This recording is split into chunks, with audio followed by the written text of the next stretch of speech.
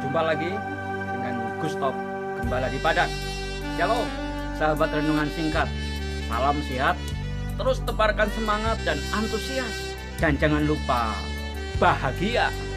Saudara yang dikasihi Tuhan, dalam sebulan ini ada beberapa tetangga, kawan pelayanan, juga sahabat saya yang dipanggil Tuhan. Saudara, jangan panik, jangan cemas, jangan takut dengan berita-berita itu. Yang kita percaya, kejadian apapun, termasuk corona, tidak akan membuat kita meninggalkan bumi ini. Saya percaya dan sangat yakin kita akan meninggalkan bumi saat waktunya Tuhan dan panggilan Tuhan itu tiba, yaitu saat Bapa sudah menginginkan kita pulang ke rumahnya di sorga. Percaya dan yakini itu. Kali ini saya tidak membahas tentang corona, tetapi kali ini saya ingin share tentang hanya satu jalan. Keselamatan adalah kebutuhan yang mutlak diperlukan oleh setiap orang. Namun banyak orang kurang memahami arti keselamatan itu. Mereka tidak tahu bagaimana mendapatkan keselamatan itu sendiri. Sering kita mendengar ada orang berkata banyak jalan menuju Roma.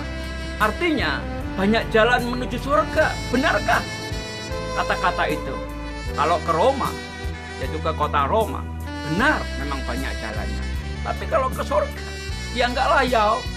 Dan keselamatan tidak ada di dalam siapapun juga. Sebab di bawah kolong langit itu tidak ada keselamatan selain di dalam Yesus Kristus Tuhan. Ya, di bawah kolong langit ini tidak ada nama yang diberikan kepada manusia yang olehnya manusia mendapatkan keselamatan. Kisah Rasul 4 dan ke-12.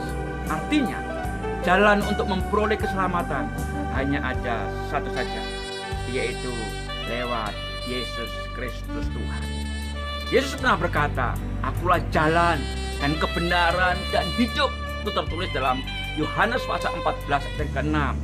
Kata Yesus kepadanya, "Akulah jalan dan kebenaran dan hidup. Tidak ada seorang pun yang datang kepada Bapa kalau tidak melalui aku." Jika ada orang yang mencari jalan ke surga, satu-satunya dia mesti ketemu dengan Yesus. Jika ada orang berdoa, ingin hidupnya dibenarkan, mesti ketemu dengan Yesus. Terima Yesus agar dosanya diampuni dan dibenarkan. Jika ada orang ingin cari hidup yang kekal, ya mesti ketemu dengan Yesus. Kenapa harus lewat Yesus? Ya karena Yesus datang ke bumi ini untuk menyelamatkan manusia. Apakah Yesus datang ke bumi untuk membuat agama atau kelompok tertentu? Tidak. Yesus datang untuk mencari dan menyelamatkan yang hilang dan ingin menyelamatkan manusia. Tidak ada seorang pun yang datang kepada Bapa kalau tidak melalui Yesus. Jadi, tidak seorang pun akan mencapai kerajaan sorga jika mereka tidak percaya kepada Yesus Kristus Tuhan dan Juru Selamat. Berbicara tentang keselamatan berarti berbicara tentang karya penebusan yang dilakukan Yesus di atas kayu salib lewat kematian dan kebangkitannya oleh manusia memperoleh pengharapan untuk diselamatkan. Asal apa? Ia percaya kepadanya. Setiap orang yang percaya kepada Yesus tidak binasa, melainkan beroleh hidup yang kekal. Yohanes 3 ayat yang ke-16. Apa arti keselamatan? Yaitu dilepaskan, dibebaskan dari hukuman, kutuk dan akibat dari dosa. Keselamatan tidak dapat kita raih dengan kekuatan kita sendiri. Manusia berusaha mengatasi perbuatan dosanya dengan berbuat baik, beramal, dan melakukan ajaran agama dengan harapan dosa-dosanya diampuni dan bisa masuk surga. Perbuatan baik saja tidak bisa menebus dosa-dosanya. Kita perlu penebus. Jadi perbuatan baik kita tidak bisa menjadi ukuran untuk mendapatkan keselamatan. Artinya apa?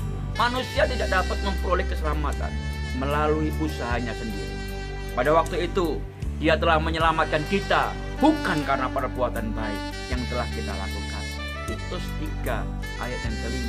Ironis sekali bila ada orang percaya yang sudah mengikut Yesus selama bertahun-tahun, lalu meninggalkan imannya dan berpaling kepada ilah lain. Mereka rela menukar sang juru selamat dengan kemewahan, kemegahan, jabatan, kedudukan, uang, dan segala kesenangan duniawi ini. Bukankah mereka sudah mengerti tentang pengharapan pasti yang terkandung di dalam Injil? Dan keselamatan tidak ada di dalam siapapun juga selain di dalam Yesus. Sebab di bawah kolong langit ini tidak ada nama lain yang diberikan kepada manusia yang olehnya kita dapat diselamatkan. Jelas-jelas Kisah Rasul 14:12 mengatakan demikian. Setiap orang yang hidup di dalam Kristus berarti memiliki kepastian, keselamatan, dan kehidupan yang kekal. Pengharapan yang pasti tentang keselamatan kekal yang tertulis secara jelas di dalam Injil ini harus membuat kita semakin bersungguh-sungguh di dalam Tuhan, bukan malah meninggalkan Tuhan demi kesenangan dunia yang sesaat saja. Karena itu tak perlu kita takut dan khawatir tentang hidup ini. Tuhan tidak mempertanyakan cara habisnya hidup ini, tetapi Tuhan meminta pertanggungjawaban hidup ini dihabiskan untuk apa. Masalah, penderitaan, tantangan, sakit penyakit, dan cobaan hidup lainnya tidak seharusnya membuat kita menyerah, berputus asa, lalu berpaling dari ini.